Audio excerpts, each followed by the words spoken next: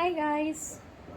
मेरे आज के व्लॉग में आपका स्वागत है। मुझे पता है मैंने बहुत टाइम के बाद मैंने आज वीडियो स्टार्ट किया है बनाना। एक्चुअली मेरा काम था घर पे और मैं बीमार भी थी, मेरा बच्चा भी बीमार था बीच में, जब मैंने लास्ट जो वीडियो डाली थी उसके बाद।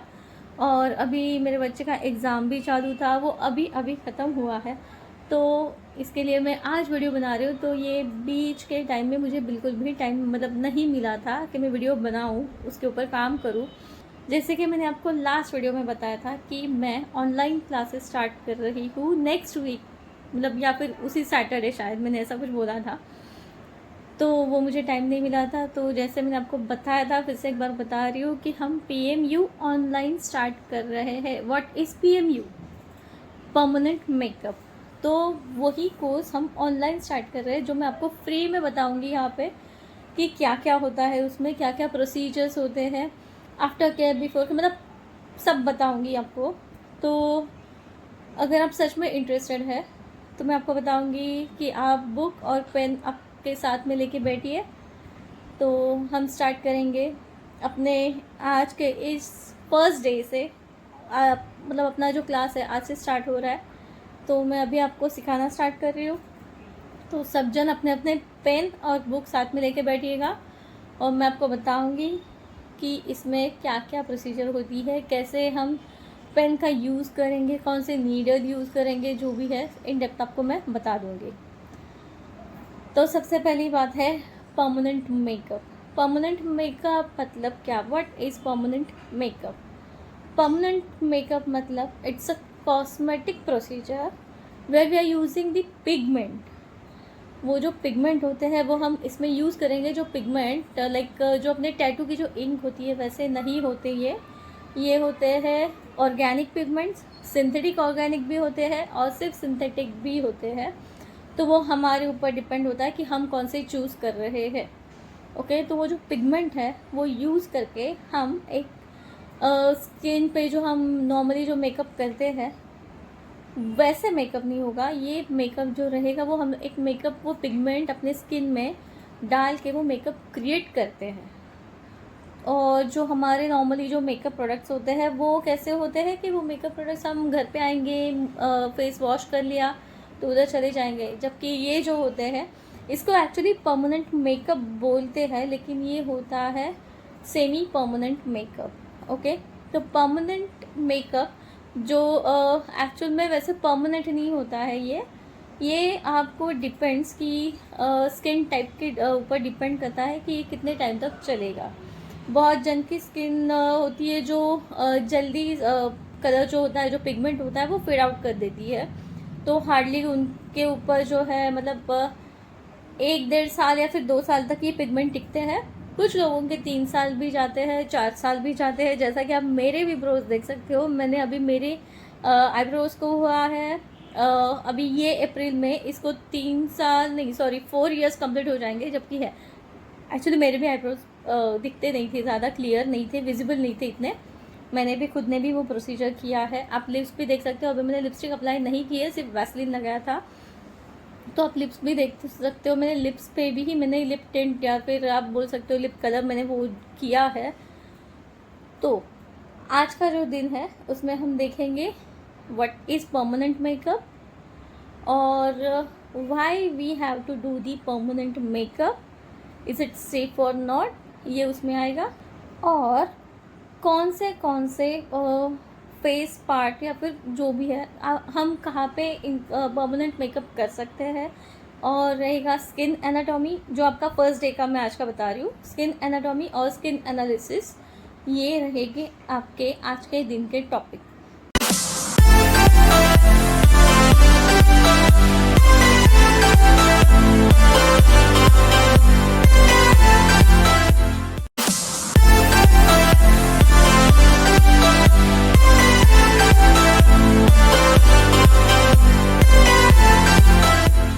तो ये जो परमानेंट मेकअप जो बोलते हैं वो परमानेंट नहीं होता, ये होता है सेमी परमानेंट, जो हमें आफ्टर 3 इयर्स वो जो जब फेड आउट होता है तो फिर हमें उसको एक टचअप की ज़रूरत होती है। तो टचअप करने के बाद वो फिर से वैसे ही दिखने लगते हैं, तो इसके लिए बोलते हैं इसको सेमी परमानेंट मेकअप। अभी आपने देखा रहेगा कि टैटू भी अभी बहुत जन ये चीज़ में बहुत कंफ्यूज होते हैं कि परमानेंट है तो जैसे अपने हाथ के ऊपर टैटू होते हैं वैसे ही रहेगा क्या? नहीं, टैटू में जो इंक होती है वो अलग इंक यूज़ की जाती है और वो स्किन के अंदर तक जाती है। मैं स्किन लेयर्स वगैरह जो भी है, जो स्किन एनाटॉमी है, उसमें मैं आपको पूरा क्लियर उसमें बता दूंगी स्किन के लेयर्स क्या होते हैं। और जो टैटू इंक होती है, टैटू इंक डेप्थ में जाती है, जबकि अपना जो रहता है पिगमेंट, जो हम सेमी परमानेंट मतलब ये जो पीएमयू में जो यूज़ करते हैं पिगमेंट्स, वो डेप्थ में नहीं जाते हैं, वो अपने स्किन के ऊपरी लेयर पे ही काम करते हैं। तो इसीलिए इनको टचअप की ज़रूरत पड़ती है आफ्टर 3 इयर्स। ओके, तो ये हो गया first question, what is permanent makeup. ये एक कॉस्मेटिक, फिर से एक बार बताती हूँ, ये एक कॉस्मेटिक प्रोसीजर होती है जिसमें ये कॉस्मेटिक जो अपने पिगमेंट्स होते हैं उनको अपने स्किन के अंदर डाला जाता है। वो ज़्यादा डेप्थ में नहीं होता है, फिर से एक बार बता रही हूँ, हार्डली वो 3 साल तक होता है। बोलने के लिए होता है परमानेंट, लेकिन एक्चुअल में होता है ये सेमी परमानेंट। बहुत जन बोलते हैं अरे नहीं परमानेंट होगा, नहीं होता, कभी नहीं होता। आप खुद देखोगे 3 साल के बाद वो ग्रे कलर दिखने लगेगा। ओके, अभी मेरा आपको दिख नहीं रहा होगा क्योंकि डिपेंड्स हम कौन से पिगमेंट यूज़ करते हैं। ओके, उसके बारे में भी हम बात करेंगे, लेकिन आज के दिन नहीं। आज का दिन का अपना टॉपिक ये है। अभी आगे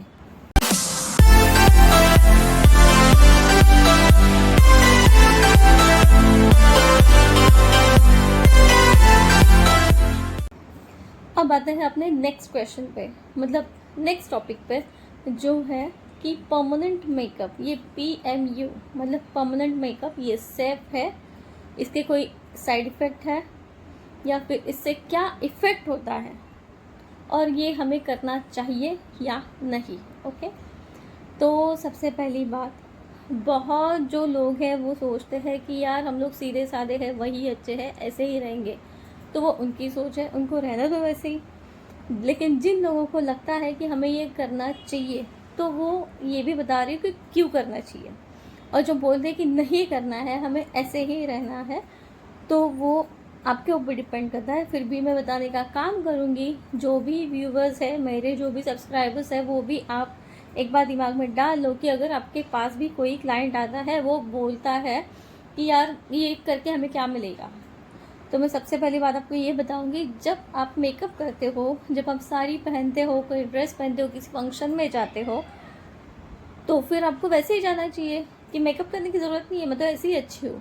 नहीं ना, आप मेकअप करते हो क्यों? आपको सुंदर दिखना है, सब लोगों में ऐसा उठ के दिखना है।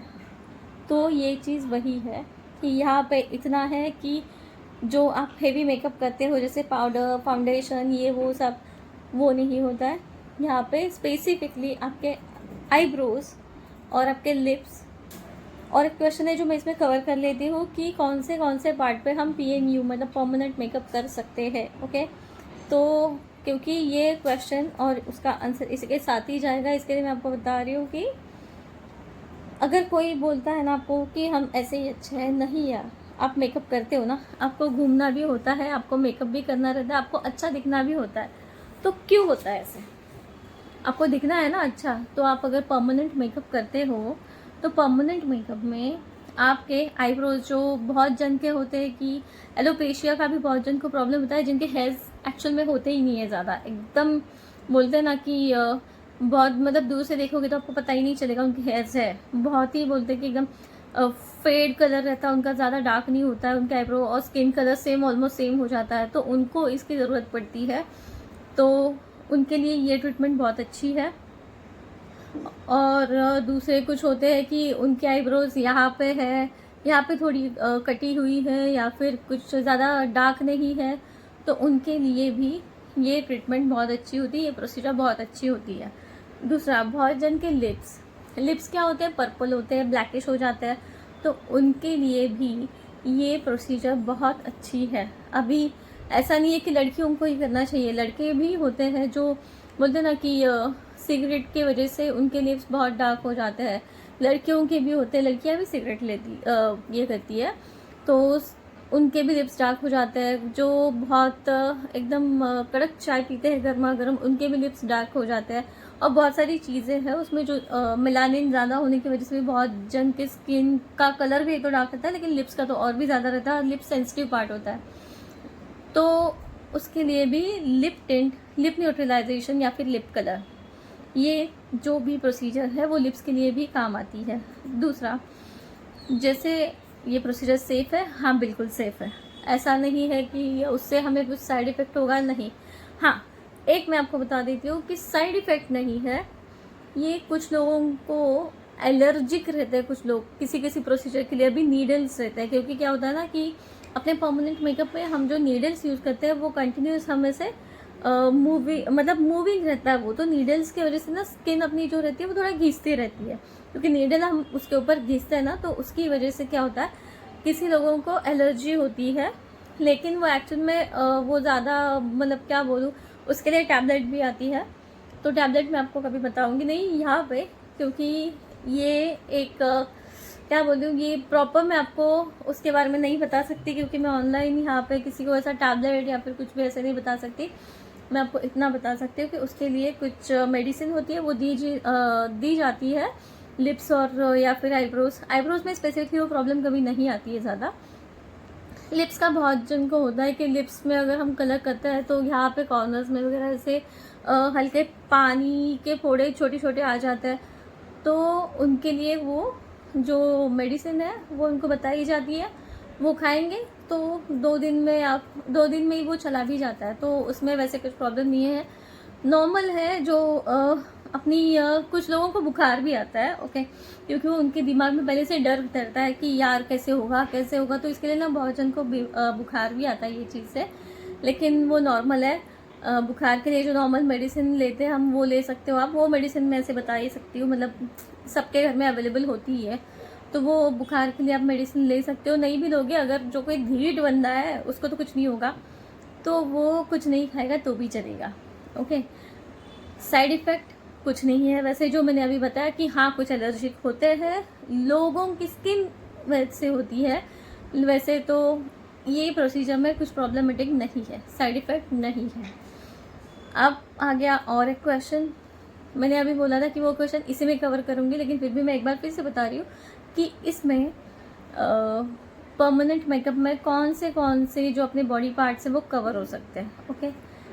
तो इसमें क्या आता है कि हम एक आईब्रोज करते हैं जो परमानेंट मेकअप में आएंगे, आईब्रोज है, लिप है, लिप्स के साथ साथ हम लाइनर भी कर सकते हैं, लाइनर और चिक टिंट भी होता है, चिक टिंट्स भी आता है इसमें, और ब्यूटी स्पॉट भी बहुत जन करते हैं, तो ब्यूटी स्पॉट भी क्रिएट, अभी आप बोलोगे ये करके रखा है, नहीं, ये मेरा पहले से है, वो ब्यूटी स्पॉट वगैरह ऐसा कुछ क्रिएट किया हुआ नहीं है, तो ब्यूटी स्पॉट भी हम बना सकते हैं।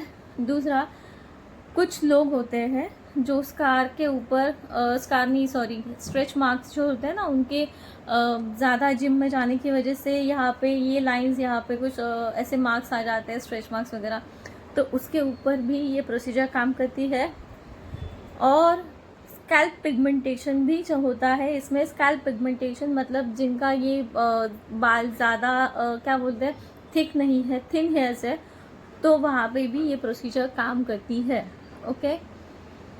ये प्लीज़ आप अपनी बुक में लिख के रखिएगा कि कौन सी मतलब इसमें ये प्रोसीजर काम करती है, कौन से अपने बॉडी पार्ट्स पे कहाँ पे हम इस प्रोसीजर को कर सकते हैं। जैसे कि मैंने बताया स्ट्रेच मार्क्स भी है, स्कैल्प पिगमेंटेशन भी है, फिर से एक बार बता रही हूँ, stretch marks, scalp pigmentation, eyebrows, eye liner, lips, even lip liner भी, okay, and cheek tint and beauty spot. ये मैंने आपको 8 या 9 कुछ चीज़ें भी बता दी है। यहाँ पे ये परमानेंट मेकअप का प्रोसीजर काम करता है।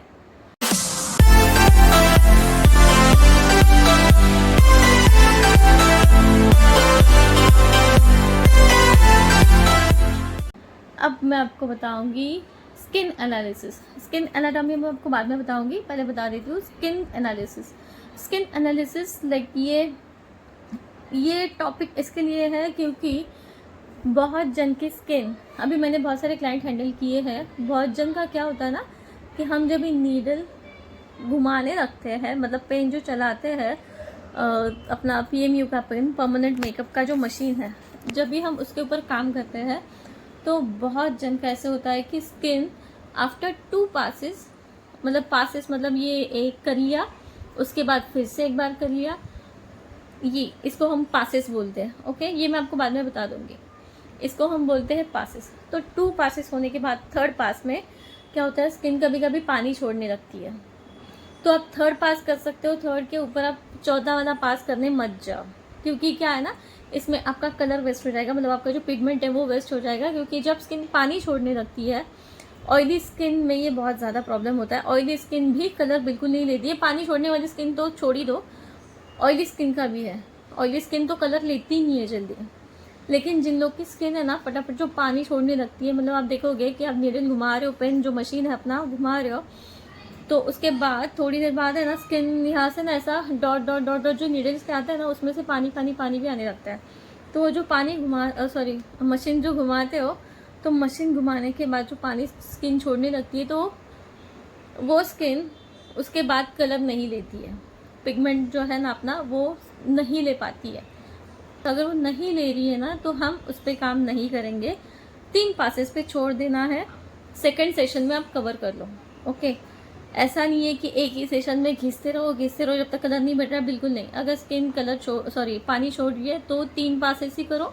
3 पास के ऊपर आपको नहीं करना है कुछ भी, सेकंड सेशन में आप उसको कवर अप कर लेना। ओके, लिप्स का भी सेम होता है। लिप्स में भी अगर हम लोग ज़्यादा मशीन घुमा रहे हैं, पेन वो घुमा रहे हैं, नीडल चल रही है लिप्स पे, तो लिप्स भी पानी छोड़ने लगते हैं, तो वो अपना पिगमेंट जो है ना वो अंदर नहीं ले सकते ज़्यादा। तो इसके लिए 3 पासेस के ऊपर मत करना। ओके, और दूसरा, कभी भी ये हमेशा ये चीज़ ध्यान में रखना जब भी आप काम करते हो PMU में, लिप्स के ऊपर कॉर्नर्स भी कवर करना है अच्छे से, क्योंकि कॉर्नर्स जो होते हैं ना, ये लाइंस वो ज़्यादा ब्लैकिश दिखती है। हम यहाँ पे काम करेंगे, ये नहीं करेंगे तो नहीं चलेगा। ये हो गया पहला वाला स्किन टाइप। दूसरा बता रही हूँ ड्राई स्किन। ड्राई स्किन में अपने को कुछ प्रॉब्लम नहीं आती। ड्राई स्किन पे पिगमेंट बहुत अच्छे से चले जाते हैं, फटाफट काम हो जाता है अपना, तो ड्राई स्किन में वैसे प्रॉब्लम नहीं आती है। ऑयली स्किन अलग लेवल का प्रॉब्लम है। ऑयली स्किन कभी जल्दी काम नहीं करती है, मतलब ऑयली स्किन पे अपना पिगमेंट काम नहीं करता है। ऑयली स्किन पे अगर हम काम जितना करेंगे उतना अपने को ऐसा लगता है कि यार ये कब होगा, वो नहीं जल्दी पकड़ता है। तो इसके लिए हमेशा ध्यान में रखना कि मैं वैसे भी बाद में बताऊंगी प्रैक्टिकल के टाइम पे, लेकिन आप हमेशा ये चीज़ ध्यान रखना कि जब भी आप ऑयली स्किन पे काम करते हो तो वेट वाइप्स तो लेना ही है, लेकिन ड्राई वाइप भी लेना है। तो ड्राई जो टिश्यू, मतलब ड्राई टिश्यू होता है, वो भी लेना है। तो जितना आप क्लीन करते जाओगे तो आपको समझ में आएगा कहाँ पे कलर बैठ रहा है, कहाँ पे नहीं बैठ रहा है, तो सिर्फ वो एरिया में फटाफट से काम स्टार्ट कर लेना आप। ओके, इसमें मैपिंग भी मैं आपको बताऊंगी, जो भी है जैसा भी है मैं बताऊंगी आपको। ओके, ये हो गया अपना स्किन एनालिसिस। मैं अभी लास्ट टॉपिक बचता है इसमें, वो है स्किन एनाटॉमी। स्किन एनाटॉमी मतलब अपने जो स्किन की जो लेयर्स है उसके ऊपर बात करेंगे। सबसे पहले जो लेयर आता है, मैं यहाँ पे एक इमेज ऐड करूँगी, आप इमेज देख लेना। सबसे फर्स्ट लेयर जो है वो है अपना एपिडर्मिस। एपिडर्मिस के बाद आता है डर्मिस। डर्मिस के बाद आता है हाइपोडर्मिस। ओके, तो अब हम बात करेंगे स्किन एनाटॉमी के ऊपर। तो स्किन एनाटॉमी में क्या, किसके ऊपर बात करेंगे, स्किन लेयर्स के ऊपर। तो हमारे स्किन के लेयर्स होते हैं, फर्स्ट होता है एपिडर्मिस, बाद में डर्मिस, बाद में होता है हाइपोडर्मिस। हम कहाँ पे काम करते हैं, सिर्फ एपिडर्मिस लेयर पे। एपिडर्मिस में भी 5 जो स्किन लेयर्स होते हैं, वो आपको बताने की ज़रूरत नहीं है, वो हमें पता है। आप इतना ध्यान में रखो कि हमें जो काम करना होता है वो होता है एपिडर्मिस लेयर पे। और जो एक्चुअल अपना टैटू इंक जो रहता है ना, वो उससे डेप्थ में जाता है, और हम जो है सेमी परमानेंट में आते हैं। ये जो अपना प्रोसीजर है सेमी परमानेंट में आता है, तो ये काम करता है सिर्फ और सिर्फ एपिडर्मिस लेयर पे। तो हमारा जो मशीन है उसका नीडल जो है, अगर आप काम करोगे तो हमेशा उसका प्रेशर जो है हमेशा आपको अपने हाथ पे पहले ट्राई करना है। ऑफकोर्स ग्लव्स पहनना है, ग्लव्स पहनने के बाद ही उसके ऊपर ट्राई करो। देख लेना कि आप कैसे घुमा रहे हो नीडल। ओके, ऐसा नहीं है कि ज़्यादा दबा दिया और आपने उसका टैटू ही पूरा बना दिया, और ऐसा है कि उसके ऊपर बाद में ब्लड भी ज़्यादा आएगा और क्लाइंट को ज़्यादा प्रॉब्लम होगी, तो आप उस पर काम नहीं कर पाओगे। तो इतना ध्यान में रखना, लेयर्स रहते हैं एपिडर्मिस, डर्मिस, हाइपोडर्मिस। हमें काम करना है सिर्फ और सिर्फ एपिडर्मिस लेयर पे, ओके। जो सुपरफिशियली ऊपर से ही जो अपना पिगमेंट है वो काम करता है, वो डेप्थ में नहीं जाता है। तो आज की हमारी क्लास यहीं पे ख़त्म होती है। ये था अपना फर्स्ट डे। आप फिर से 2-3 बार, अगर आपको नहीं समझ में आ रहा है तो आप अपना वीडियो 1-2 बार फिर से देख लीजिएगा, और कुछ भी अगर टॉपिक्स क्वेश्चंस है तो आप मुझे पूछ लीजिएगा कमेंट बॉक्स में, ओके। हम अभी सेकंड वीडियो में सेकंड डे अपना स्टार्ट करेंगे, ओके। Bye, take care.